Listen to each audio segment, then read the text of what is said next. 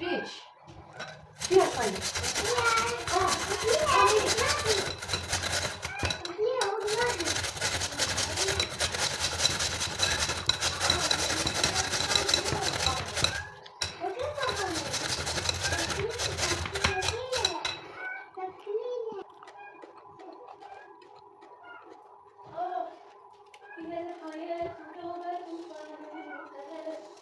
الفوز ليس بالوصول يا ولد.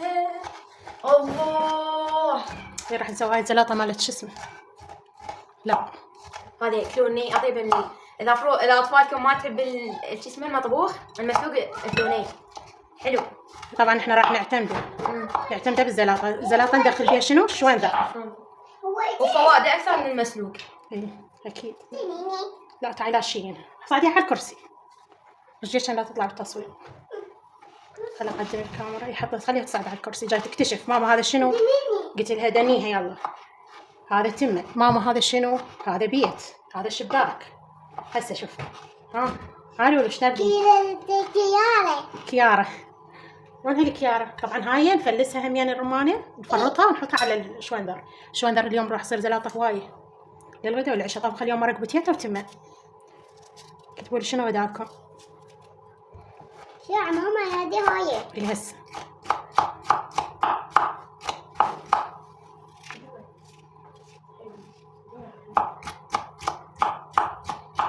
لولوتي انت بمرحلة الاكتشاف؟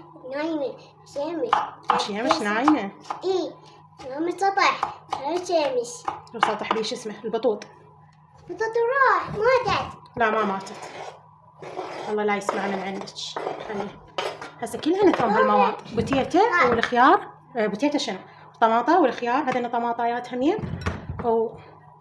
وهاي نفرطها الرمانة وهاي نعصرها الرارنجي.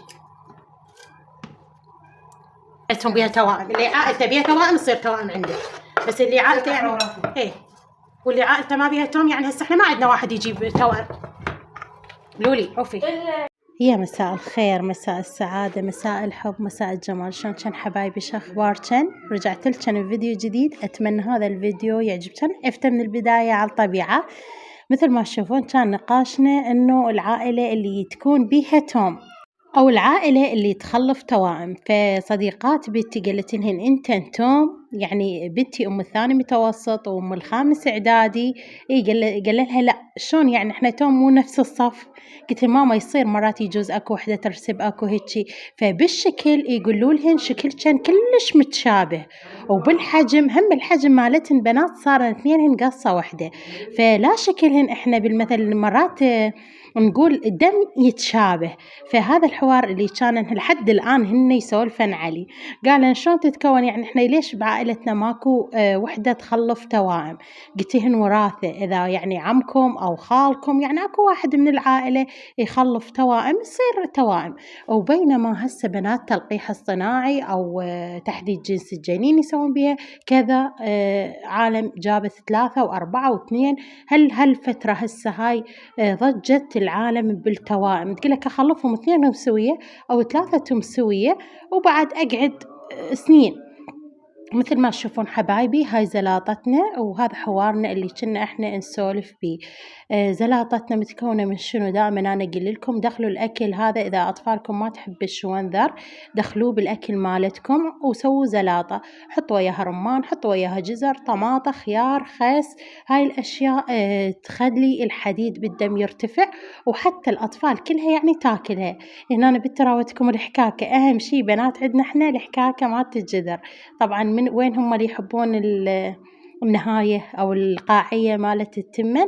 هنا بنت صبت التمن وأنا بديت أسوي إلهن الزلاطة. وطبعا بعض التعليقات اللي شفتها من الفيديو اللي نزلته البارحة حبايبي شوف أنا نزلت الفيديو خل بس أفهمك. اللي هم تقولين أم لا تحكين ولا تقولين أنت صاحبة محتوى لازم تسمعين وتسكتين ومن عند هاي السوالف. شوفن حبايبي نزلت الفيديو البارحة مالت الطلعة مالت السوق فلوق يعني بس طلعت السوق. أول شيء أنا منتجته بس هو هذا وبعدين قالت بنتي ماما ليش ما تدمجينه ويا روتين ونشري للبنوتات. فقلت لها أوكي. نشرت ذاك اليوم ونشرت وراء الفيديو مالت القيمر. وبعدين حبايبي بقيت يوم واليوم نشرت الفيديو مالت الفلوق مالت الطلعة مالت السوق. تعرفون اكو عالم ما تعرف هذا السوق، واكو عالم شكل الجن بنات ما تحب الروتينات، اكو عالم ما تحب الروتينات فتتبع لهذا الفيديو كتنويع وكتغيير بالقناة. واصلا هو اوريدي الفيديو ما جاب مشاهدات عالية، اضطريت بنات انزل هذا الفيديو بداله. مثل ما تشوفون حبايبي اكو عالم العالم كلها عندها احساس، واحنا لا حبايبي عندنا حمص بطحينه. يعني لازم الواحد يسمع ويسكت. لازم انا صاحبة محتوى، لازم لا الناس تتجاوز علي، الناس تحكي علي، الناس تقول باعتها محتوى، الناس تقول بطلت من استنقدت هذيك البنية ظلت تعيد وتزيد بالمحتوى مالتها، لان شنو ما عندها محتوى ومن عند هاي السوالف. لازم احنا ناخذ القرار انه احنا نسكت، وهذا اكبر غلط العالم من تسكت عن الحق. وهنا حبايبي هذا ثاني يوم من قلت لكم ابو ملاك جايبنا السمك الحمام. اليوم همين سويت ثاني يوم، اول يوم سويت ذاك الروتين مالت الزلاطه، سويت لهن بتيتا وتمن، وهنا حبايبي سويت السمك وراح اراويكم الاشياء اللي اشتريناها. نرجع بنات، ليش العالم الظالمه تشوف نفسها هي على حق والمظلوم يشوف نفسه يعني هم هو مظلوم وهم يشوف نفسه هو غلطان؟ ليش؟ لأن الناس ما تقول لهذا الظالم تقول له أنت غلطان، لا، تسكت وتخلي دائما الغلطان يتجاوز ويشوف نفسه قلت لكم هو على حق. بينما قلت لكم اكو حديث للنبي محمد صلى الله عليه وآله وسلم يقول من رأى منكم منكرا فليغيره بيده، فإن لم يستطع فبلسانه، فإن لم يستطع فبقلبه، وذلك أضعف الإيمان. يعني إذا تغيرين أنت بقلبك بينك وبين نفسك تقولين هذا الشخص غلطان، لا، هنا عندك هذا أضعف الإيمان. دائما أقول لكم انصروا المظلوم، دائما تشوفون شخص هو على حق وتشوفون هذا الشخص الثاني ظالمه، لا وقفوا عند حده قولوا له لا انت غلط. بينما اشوف انا هسه حتى بابسط شيء بالتعليقات اشوف انها تتجاوز، ومن ارجع وانزل عليها فيديو، طبعا انا عفتها وحدها خل تحكي ايش تريد تحكي خل تحكي، من انزل عليها فيديو اطلعون ام ملاك انت غلطانه، انت هيجي انت هيجي. ليش؟ مشاعر ما عندنا احنا بالمثل، احنا صناع المحتوى يعني تجردنا من المشاعر، بس هن عندهن الحق بالمثل يحجن ويكتبن ويسون، احنا ما إنه يعني حق الرد، لا مستحيل. انتم حبايبي فاهمين الموضوع كله هذا غلط. فمثل ما تشوفون ترجع وتقول ام ملاك انتي ما عندك محتوى، زين اوقفوا خلينا نرجع من البدايه. باكر اسوي لكم فيديو على كل المحتوى اللي انا منزلته خلال هذا الشهر، ما اريد امشي خلال السنه او خلال ديش الاشهر وخلال الصيفيه كلها، لا، انزل لكم خلال هذا الشهر انا شنو سويت بقناتي، شنو من روتينات قدمت لكم، شنو من فيديوهات قصيره، من فيديوهات طويله، كذا فيديو ادمجه مات 4 أيام مات 3 أيام ادمجه بفيديو واحد بين يوم ويوم انزل لكم انا فيديوهات. والف الحمد لله والشكر، عندي محبين وعندي متابعين، عندي بنوتات يحبني، قلت لكم عندي يعني هوايه عالم يمدحوني ويحبوني، الف الحمد لله والشكر لك يا رب. بس اللي عرفته من ظلت تكبر قناتي جاي اشوف ان عالم تصير ضدي، او عالم بالمثل تريد تهبط معنوياتي وتريد بالمثل توقع القناه. من عند هذا الباب انا فهمت هسه المقصد مالتهن، هن مو مقصد مالتهن والله انا بالمثل ما عندي محتوى، لا، هن مقصدهن بالمثل يوقعن القناه. ابقوا وياي حبايبي، ما علينا بهاي السوالف كلها، قلت لكم السوالف والكلام السلبي نحطه جوانه ونصعد عليه. ابقوا وياي بالفيديو، اتمنى فيديو اليوم يعجبكم. أرجع وأقول لكم حبايبي هاي المشتريات اشتريناها من الناصرية، تلقون هناك شيئا بالشياسة، بدل ما تطلبين انتي من الموقع أو بدل ما تطلبين من البيجات ترحين وتشترين على يعني حسب ذوقك انتي والقياسات اللي انتي تحبينها. طبعا أنا أخذت وحدة من بنوتاتي على مود شنو أقيس عليها، يا إما أصغر يا إما أكبر، واللي يعني أنا بعد أعرف قياسي. مثل ما تشوفون حبايبي هنا السراويل طبعا هي شبابية بناتية ولادية، بعد احنا لابسين اسود ما يبين. هذا حبايبي كان سعره 4000 دينار. طبعا كلش حلو، والقماش من جوا حبايبي فرو ويكون مطري، يعني شقلتشن بنات قماشاتهن تجنن. إذا تردن ترحن وتشترن يعني الواحد عينك ميزانك من يروح أحسن من الموقع تشوفينه ما تعرفين بالمثل الجودة مالت القماش أو ما تعرفين يعني ما أعرف. المهم أنا بنات ما أحب التوصيل لأن ما عنده حظ، كل ما أريد أشتري يطلع الشكل والكواليتي مو زين. فلهذا السبب قلت تعب جدامي مثل ما نقول إحنا تعب جدامك وروح. فرحت للناصرية والله واختاريتن للبنوتات. كلش حلوة. هاي شو اسمه ب5000. طبعا بنات القطع كلها هسه راح أعرضها كلها على 5. لا هاي المقدمة، هاي المقدمة. اي وذاك الظهر. اي هذاك الظهر. اي بنات شوفوا يخبل ملمسها نظيفة. القياس. خل نشوف قياسها ايش قد. ما فيها قياسها.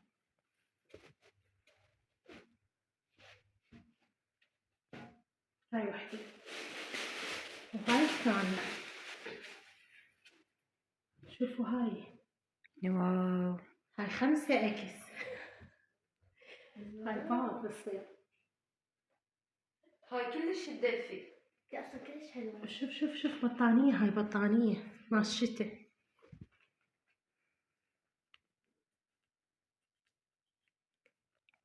ما بيها قياس بس قطنية 100% مكتوب. ما شوفوا.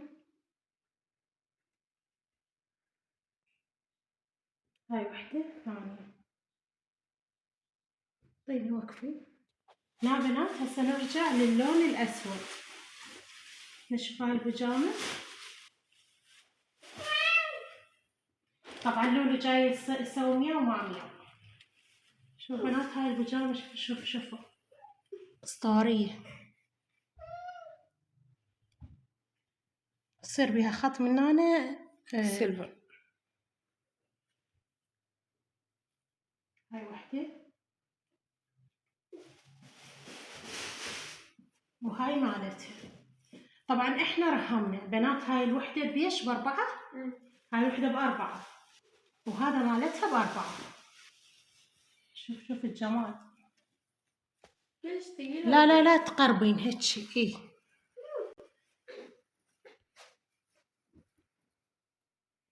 القياس مالتها قياسها يمكن لارج صغير. هذا تراك احنا رهمناه. وهاي بيجامة إليه. شوفوا بنات شوف الجمال. شوف الجمال. هذا كيلوت بيجامة عريضة أو كيلوت.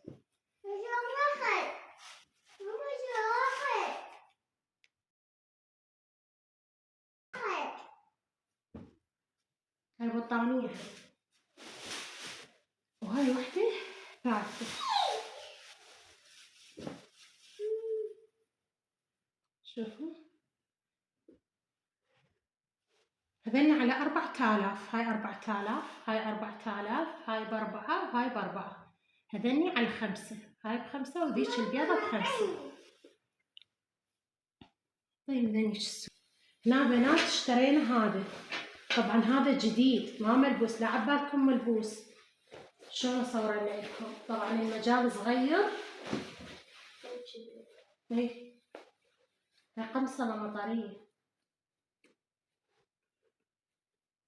وهنا حبايب مثل ما تشوفون هاي قمصلة مطرية تكون يعني طويلة شقلشن يعني تنزل من جو الركبة يمكن بشبرين. فكان سعرها حبايب هاي القمصلة والقمصلة اللي بعدها سعرها بنات 4000 دينار بالرقم مالتها.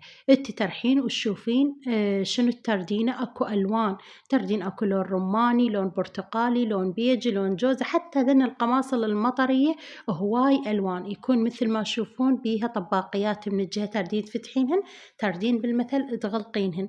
كلش بنات حلوة باللبس يعني شكل كان حتى للدوامات للكليات، وسعرها بعد ماكو أرخص من هيك سعر. هاي بالمحلات يمكن تلقونها ب45,000. فمثل ما تشوفون حبايب تجنن باللبس من لبستها. هاي على قياسي أنا اكسيل لارج، أو قياسها يمكن 42. فمثل ما تشوفون بنات هاي الثانية. شوفوا بنات هاي، شوفوا الجمال ب5000. وهنا حبايب أنا أقول لكم ب5 هي ب4000، يعني ب4 بس ب4. فمثل ما تشوفون هنا أنا وقعت من عندنا العلاقة انشقت، وقعت من عندنا، وكان بيومها يعني قبل يومين ماطرة الدنيا. يعني بعد هو مثل ما واضح قدامكم وكلها فاروق. شوفوا بنات، شوف الجمال هذا. خبلا بين المطريات اللي اشتريناها، طبعا راح اغسلها لان هاي وقعت من عندنا بالشارع والجو ترابه وطين. خلنا ندور الظهر لكم.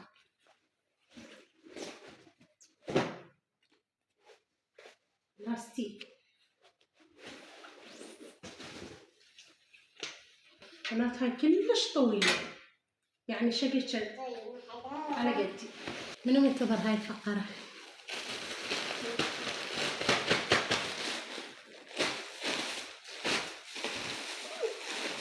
هذني كلهن على 5000 ب25,000. لولو مامي روحي لهناك قدامي.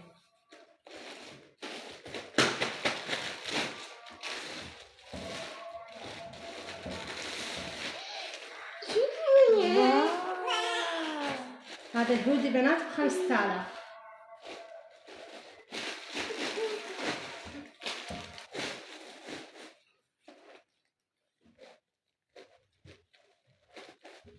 هذا واحد.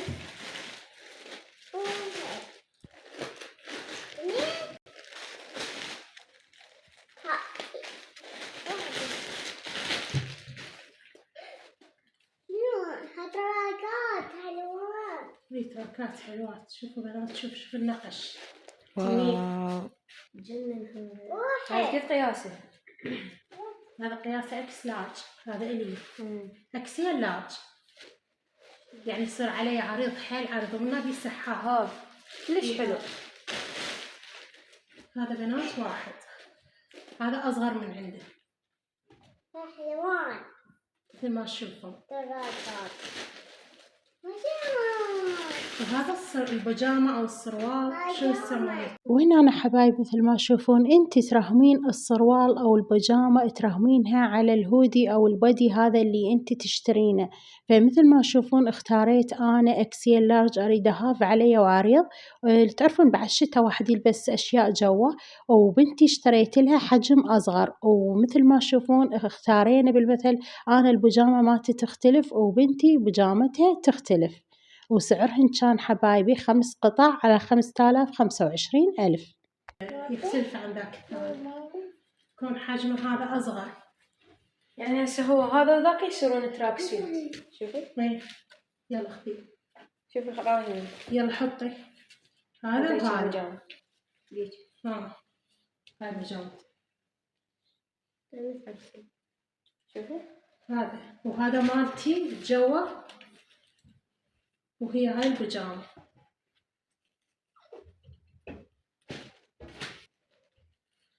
صار ب25 5 قطع. لا بنات هذني واني وهذا هم على 5000. هاي قلبي. هذا البنطلون بنات ب5. شوفوا القماش مالته.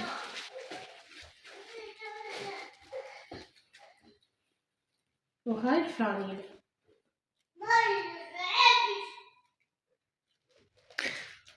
طين هاي. وهاي الفانيلة اللي اشتريناها من هم شيء.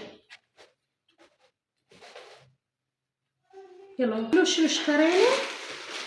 هم شيء يعني تراكات لولج قد سعرها؟ هم على 5. لا واحدة ب5، 2 ب6000، يعني القطعة 3000. البنات هاي الفانيلة اللولو كلش حلوة.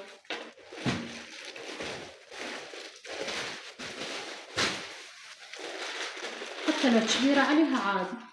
فاشترينا لها، عجبنا هذا اللون الأسود، يعني أنا أشتري لها ألوان بس عجبتني. هاي وحدة.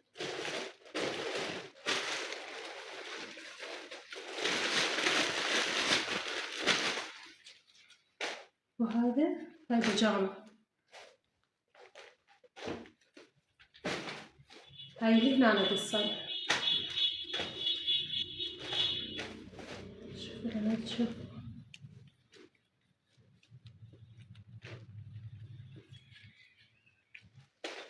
وطبعا حبايب من بعد ما صورنا الفيديو اللي رحنا بيه للسوق وصورت لكم المشتريات والأحذية، هواي بنات تواصلن وياي من سوق الشيوخ يردن يرحن لهذا السوق. بنات هذا السوق بعد هو بالناصرية، سوق البالات يسمونه، بس تلقين انت بيه أشياء كلها جديدة بالكيس، يعني طق كيس مثل المحلات.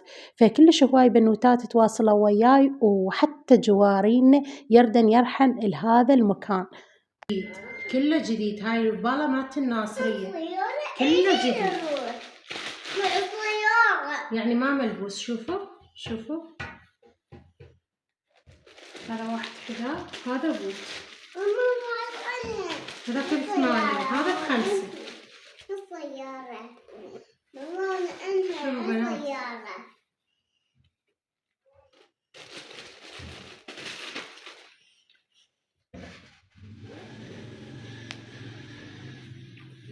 يعني هذا بالسوق بيش ب15، والله حتى ب20 ما ينطونا. هذا الحذاء يجنن، كله فرد داخل. ولهنا وقلكم وصلنا لنهاية الفيديو. أتمنى فيديو اليوم عجبكم، وأتمنى كنت خفيف الظل عليكم. في أمان الله وحفظه. يا أحلى متابعات. باي باي.